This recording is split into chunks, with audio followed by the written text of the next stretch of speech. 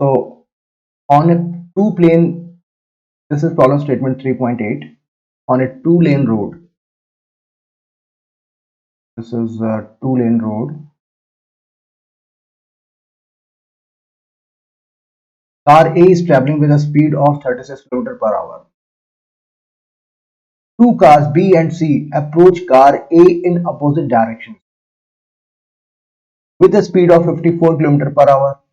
तो मान लिया ये अपनी कार A है और इस साइड में कार एक कार है, दूसरी साइड में कार है, ठीक है, B एंड C। इसकी कार A की स्पीड जो है वो 36 kilometre per our,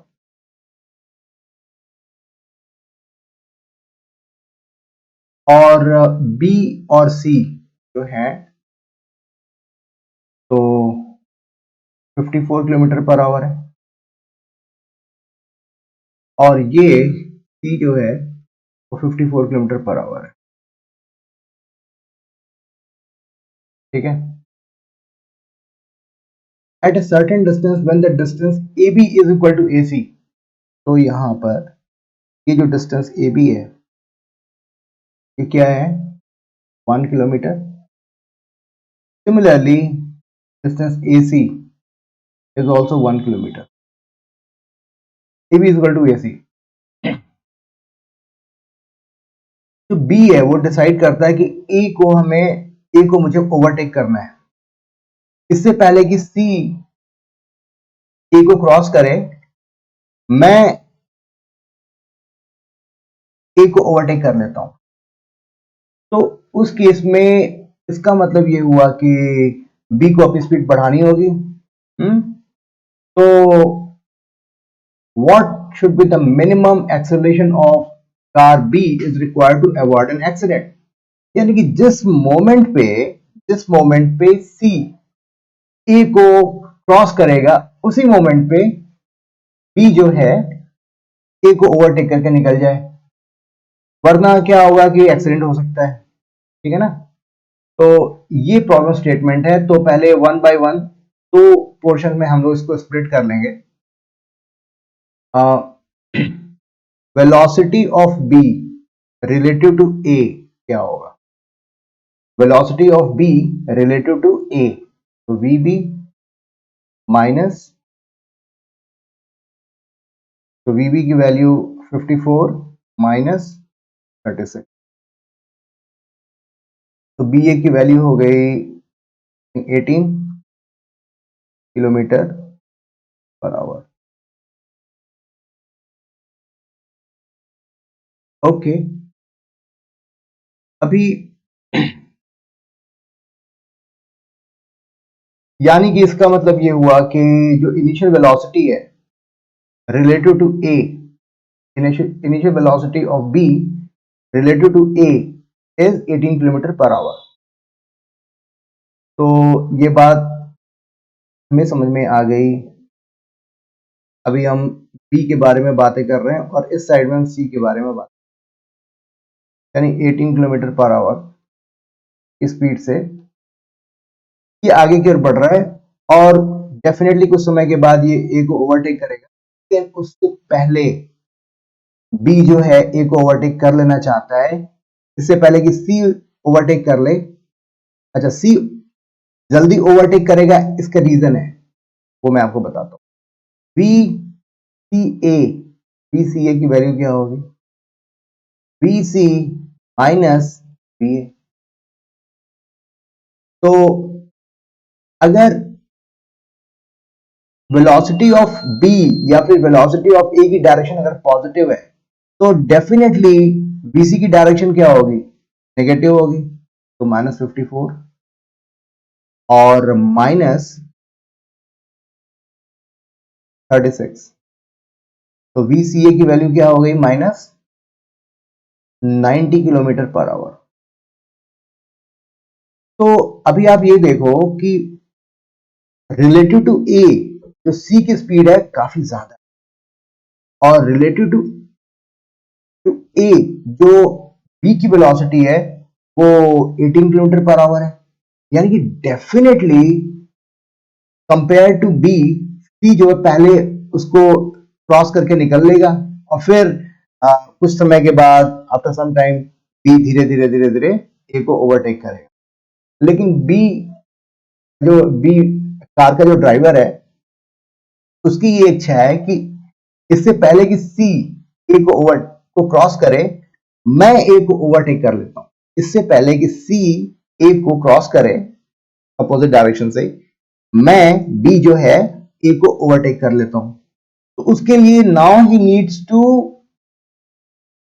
increase its his speed. तो यानी कि एक्सेलरेशन से एक्सेलेटर पर उसको अपना पैर को जो प्रेस करना पड़ेगा, तब जाकर के कुछ एक्सेलरेशन होगा और फिर उससे उसकी स्पीड बढ़नी शुरू होगी, और जब तक सी ए के पास पहुंचता है बी ए के पास पहुंच करके उसे ओवरटेक करके निकल लेता है। तो ए की वैल्यू हमें पता करनी है। ओके, डिस्टेंस, डिस्टेंस क्या है? 1 किलोमीटर है, क्योंकि अब उसके पास सिर्फ 1 किलोमीटर का ही डिस्टेंस बचा हो, इसी में उसको सारा कमाल दिखाना है। और यू की वैल्यू क्या है जो कि हमने डिसाइड कर रखी है, 18 किलोमीटर पर आवर।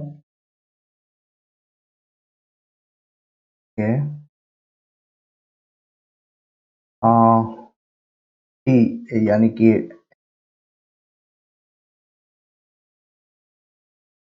अच्छा, कितने समय के बाद ये ओवरटेक करेगा? हम्म, तो कितने समय के बाद ओवरटेक करेगा ये बड़ा इंपॉर्टेंट। देखो, सी की वेलोसिटी जो है ना वो तो कांस्टेंट है रिलेटिव टू ए। तो ऐसा करते हैं कि पहले हमें ये पता लगाना होगा कि सी कितनी देर के बाद ए को क्रॉस कर जाएगा। ठीक है, उतने ही टाइम में ए बी जो है ए को ओवरटेक करके निकल लेगा। तो यहां पे मुझे पता करना पड़ेगा कि कितनी देर के बाद सी ए को क्रॉस करने वाला है। तो 90 जो है और 1 किलोमीटर बीच की डिस्टेंस बची हुई है, और टाइम, वेलोसिटी जो है distance divided by time. Time जो हुआ वो 1/90, यानी कि 3600 डिवाइडेड बाय 90, यानी कि 40 second is equal to 40 second. सिर्फ ड्राइवर ड्राइवर बी के पास सिर्फ 40 सेकेंड्स का टाइम है, और 40 सेकेंड्स में जो है इसको अप्रोप्रिएट एक्सेलरेशन यूज करके ए को ओवरटेक करना है। तो now we have got one important thing, 40 second. इतनी बात समझ में आ गई होगी आपको? ठीक है, मैं थोड़ा स्क्रॉल करता हूं। तो अभी सारा काम हो गया। अपने पास v is equal to u plus A T. तो v तो अपने को पता नहीं है कि जब वो ए को ओवरटेक कर रहा होगा तो उस वक्त की वेलोसिटी क्या होगी, ये तो मुझे पता नहीं है। 18 ये भी नहीं पता। हाँ, ये है कि 40 सेकेंड्स। यहाँ पर गाइस थोड़ा सा प्रॉब्लम है, 18 किलोमीटर पर आवर है ना, तो हमें इसको we need to change its unit. तो 18 इंटू 1000 डिवाइडेड बाई 3600 करके देखो क्या आता है। 5 आना चाहिए। 1, यू की वैल्यू हुई 5 मीटर पर सेकेंड। तो इसको थोड़ा सा हम लोग करेक्ट करेंगे, इसको थोड़ा मैं करेक्ट कर देता हूँ, और ये हो गया 5। तो ये इक्वेशन नंबर 1 हुआ, इसमें कुछ खास फायदा हमें मिला नहीं। Okay, now we are talking everything in terms of metre and second. तो अच्छी बात है। 1000 मीटर, तो 1000 मीटर हो गया। और u क्या है 5t प्लस हाफ, और a क्या है पता नहीं, t क्या है पता नहीं। ऑलराइट, ये s is equal to ut plus half at square. Third equation लिखते हैं, b square is equal to u square plus 2as। तो यहाँ पर भी कुछ खास कामयाबी तो नहीं मिल रही है। b स्क्वायर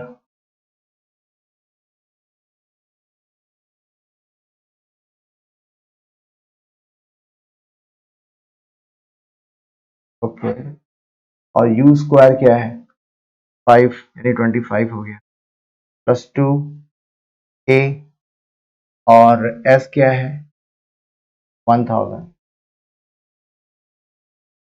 तो b स्क्वायर की वैल्यू हो गई 25 प्लस 2000 a। ठीक है, इक्वेशन नंबर 3। हम्म,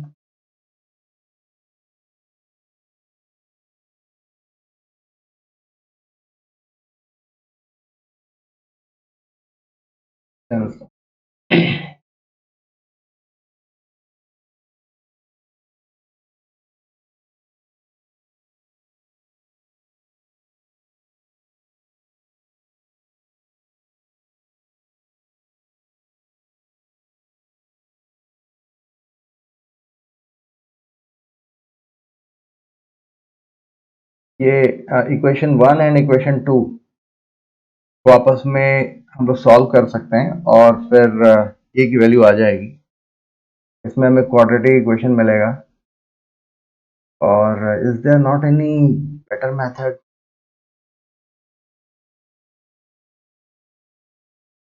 क्योंकि डिस्टेंस है,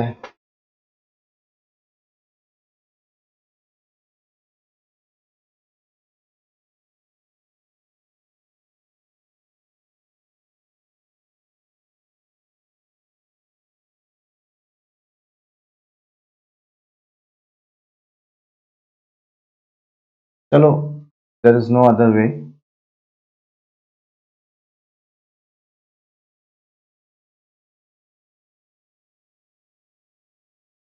तो 5 प्लस 40 a का whole square is equal to 25 plus 2000 a।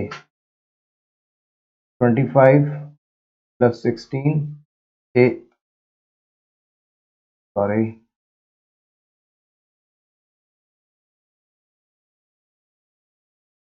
1600 a square plus 400 a is equal to 25 plus 2000 a। तो 1600 a square, 25 and 25 gets cancelled। Okay, और minus 1600 a is equal to 0। 1600 a minus 1 is equal to 0। See, 1600 is the constant, so it cannot be equal to 0। a cannot be equal to 0 guys। a अगर जो होगा a cannot be equal to 0, अगर एक 0 हो जाएगा तो वैसे भी c की वेलोसिटी तो ज्यादा है, वो पहले ओवरटेक करके निकल लेगा। तो hence there is only one possibility, a is equal to metre per second square.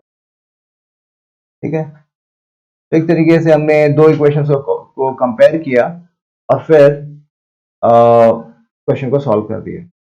तो थोड़ा सा मैं आपको ऊपर लेके चलता हूँ और समझाने की कोशिश करता हूँ कि वो ने किया क्या है। थोड़ा सा मुझे ऐसा लगता है कि लॉन्ग मेथड हमने यूज कर दिया, बट दैट्स ओके, और मेथड इज एब्सोल्युटली फाइन। ए के बीच में, ए जो है बीच में है बी और सी के। बी जो है वो एक ही डायरेक्शन में मूव कर रहा है और सी जो है वो ए की के अपोजिट डायरेक्शन में मूव कर रहा है, यानी कि रिलेटिव टू ए सी की वेलोसिटी तो ज्यादा होगी, काफी तेजी से सी ए की ओर अप्रोच कर रहा होगा, और रिलेटिव टू ए जो है बी धीरे धीरे घूम रहा है, धीरे धीरे मतलब मूव कर रहा है, ठीक है ना, क्योंकि दोनों एक ही डायरेक्शन में चल रहे हैं। लेकिन बी की भी वेलोसिटी जो है वो ए से ज्यादा है, ठीक है।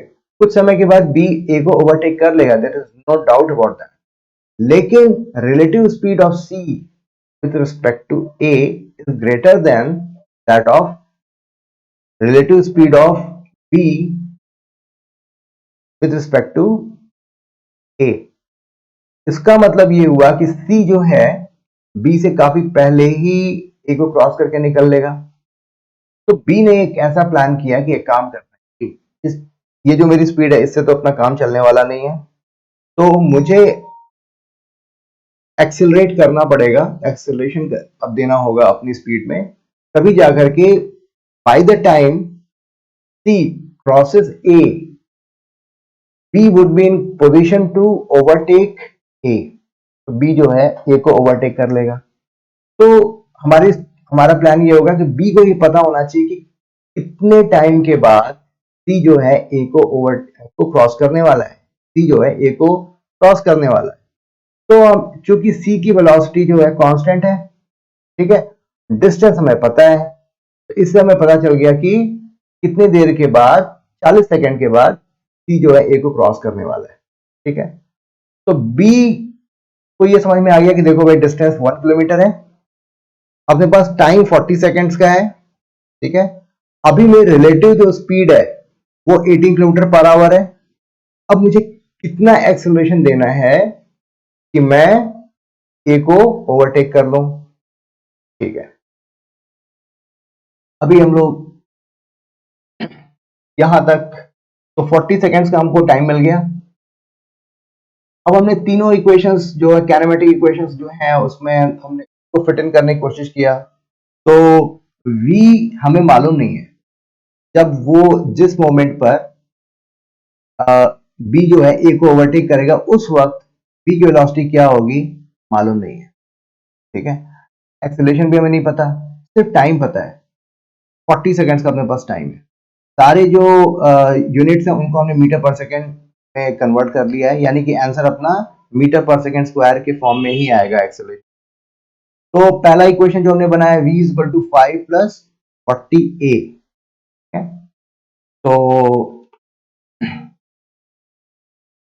तो इसका मतलब जो है कि ये वाला पोर्शन जो,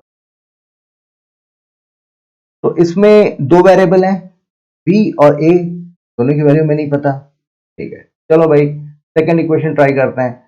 s is equal to U T plus half A T square की वैल्यू जो है 1 किलोमीटर है, u पता है, t मालूम नहीं है, a भी नहीं पता, t भी नहीं पता, तो यहाँ पर भी थोड़ी दिक्कत हो गई, ये दो वेरिएबल है। चलो थर्ड पर चलते हैं, B square equal to U square plus 2as। तो फाइनल वेलोसिटी तो पता नहीं है, लेकिन इनिशियल वेलोसिटी पता है। तो इनिशियल वेलोसिटी क्या, 5 मीटर पर सेकंड स्क्वायर का स्क्वायर किया तो 25 आया, प्लस 2as, s की वैल्यू क्या है 1000 मीटर, तो v स्क्वायर की वैल्यू आई 25 प्लस 2000a। तो अभी इस इक्वेशन को हम इस इक्वेशन के साथ कंपेयर करेंगे। तो इक्वेशन 1 को हम स्क्वायर कर दें, वी स्क्वायर, तो वी स्क्वायर कर देंगे तो लेफ्ट हैंड साइड तो बराबर हो गया, तो राइट हैंड साइड जो है इक्वेशन 3 के राइट हैंड साइड के साथ इक्वेट कर देंगे, ठीक है। और फिर उसको हम